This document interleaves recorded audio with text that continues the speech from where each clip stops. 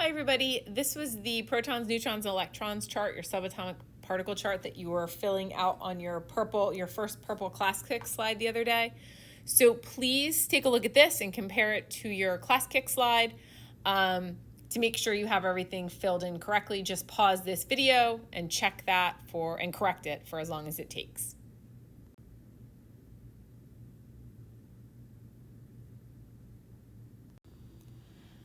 Okay, so make sure you have your note sheet out. We're going to learn a little bit more about the atom. This is vocabulary heavy, so you need to make sure that each of the Roman numerals that you know exactly what those definitions are. Okay, the first one we'll talk about is atomic number. An atomic number is the number of protons an atom has. Now, remember that the protons are in the nucleus. Okay, so it's the number of protons in the nucleus of an atom. The atomic number is actually located on the periodic table. So if you get your purple periodic table out, you're going to be able to see atomic numbers. Okay, so the atomic number is the whole number at the top of each element square. All right, so like silicon has an atomic number of 14. Mercury has an atomic number of 80. So what that means is that something like silicon, each atom of silicon has 14 protons in its nucleus.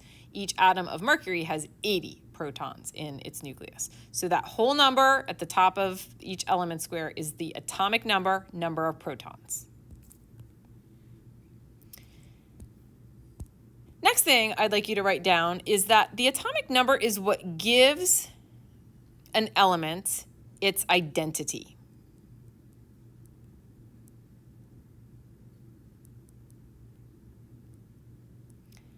Okay, kind of like your DNA can be used to identify you. If silicon has 14 protons, if it loses a proton, it's not going to be silicon anymore. Okay, it's going to be aluminum then, because that's the element that has 13 protons in every atom. So that's what we mean by it gives an element its identity. The last thing to write down, we already know this. Atoms are neutral. They do not have a charge. Okay, that's not new information. So what that means is anytime you have an atom, the number of protons, which we'll just do with a P, number of protons is equal to the number of electrons. So the symbol for electron is a lowercase e with a little minus sign as a superscript, which makes sense because remember, electrons have a negative charge. So the number of protons is always going to be equal to the the number of electrons when you have an atom. Now we'll talk about mass number. If you remember from your subatomic particle chart, the only two subatomic particles that have substantial mass are protons and neutrons. Electrons are virtually massless. So the mass number is the number of protons plus neutrons. Okay, because those are the two subatomic particles that contribute to the mass, so they get the name mass number. Something that students often get tripped up by is that the mass number is not on the periodic table. I promise you, it's not on the periodic table. So you can figure out the atomic number or how many protons an atom has, but you can't figure out how many neutrons it has. We have to give you further information with that. Actually, you can cross this bullet point out. We don't have anything for that. Okay, last thing. The atomic number is represented by Z. Okay, so if you put it on the left-hand side as a subscript, and this X is just any element symbol. So the X is any element symbol. Z is going to be your atomic number. And then A is going to be your mass number. We haven't gotten to what C means yet. All right, so let me just do a quick example. If I have something like neon, which is an element, From the periodic table, I can tell its atomic number, which is 10. Okay, and then you need more information, but I'm going to tell you that this atom of neon has a mass number of 22. Okay, so with this information, you can actually do a couple of things. You can tell me how many protons it has, how many neutrons it has, and how many electrons it has. Okay, so the protons are right here. It's your atomic number of protons is right here, so that's 10 for this atom of neon. Then your neutrons, this is your mass number, so this is your protons plus your neutrons. So if you take your mass number and subtract from it your atomic number, in this case you'll get 12, that's the number of neutrons you have. Okay, and the fact that I said this was an atom of neon means that the number of electrons is going to be the same as the number of protons. We haven't gotten to any where you won't have the same number at this point, but we'll get there. So this would also be 10. Okay, this way of writing it is called a nuclear symbol. So if I ever say write the nuclear symbol, you would write the mass number in the upper left, the atomic number in the lower left, and then if it has a charge, which this one doesn't, in the upper right. So next we'll talk about isotopes. If I were in class, I would say the word isotope, I say, you say.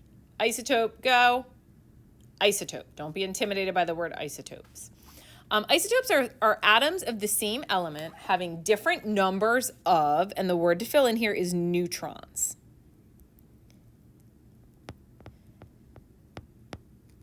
Okay? Because they're atoms of the same element, they have to have the same number of protons. But atoms of the same element can differ in numbers of neutrons. So remember, neutrons are in the nucleus, they do add mass, but they don't have a charge. They don't affect the charge at all. So it's almost like if I gain weight, right? I've added mass, but it hasn't changed who I am. So you can have more neutrons or fewer neutrons and still have different atoms of the same element. Another way of saying this is that you have atoms of the same element that can have different masses.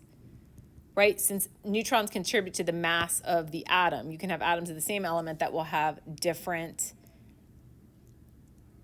masses or mass numbers. Because mass numbers is protons plus neutrons. So protons stay the same, but if neutrons are different, they're going to have different mass numbers. And then lastly, this actually disproves, the discovery of isotopes disproves a point in Dalton's atomic theory. So try to figure out which point that was.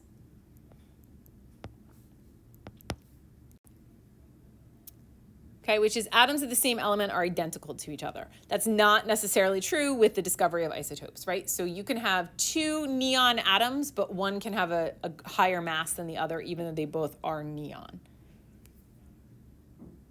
Okay, and finally we will get to ions. So ions are charged particles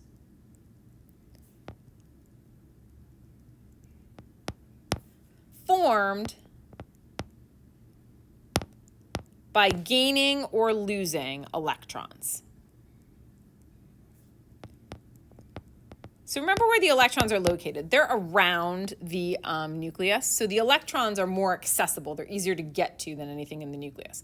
So you can actually glom more electrons on to an atom and it'll turn into an ion, or you can take electrons away from an atom and then it'll turn into an ion. So there are two different vocab terms to know here. One is a cation. Okay, a cation is going to be positively charged. Okay, we don't say cation, we say cation. And you get a cation by losing one or more electrons versus an anion, not an anion or an onion, but an anion is negatively charged. Make sure you know that that dash means negative. And you get an anion by gaining one or more electrons.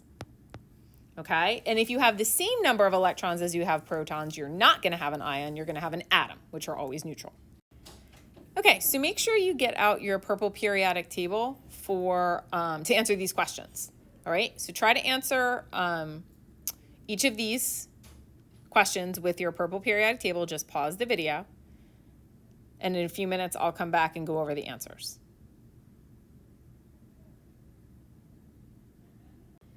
Okay, the first question says, what's the atomic number of potassium? So you just have to scan your periodic table to find potassium. Here it is.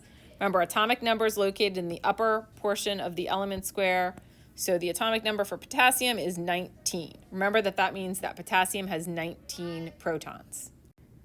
Next question, which element has an atomic number of 13? This one's even easier because now the elements are listed in order, so you just have to find the 13. Here it is. So you either write the symbol or the element name, doesn't matter. Al or aluminum. Next question, if beryllium has a mass number of 7, remember what mass number is. It's protons plus neutrons. The question says, how many neutrons does it have? So find beryllium on the periodic table. Scanning, here's beryllium.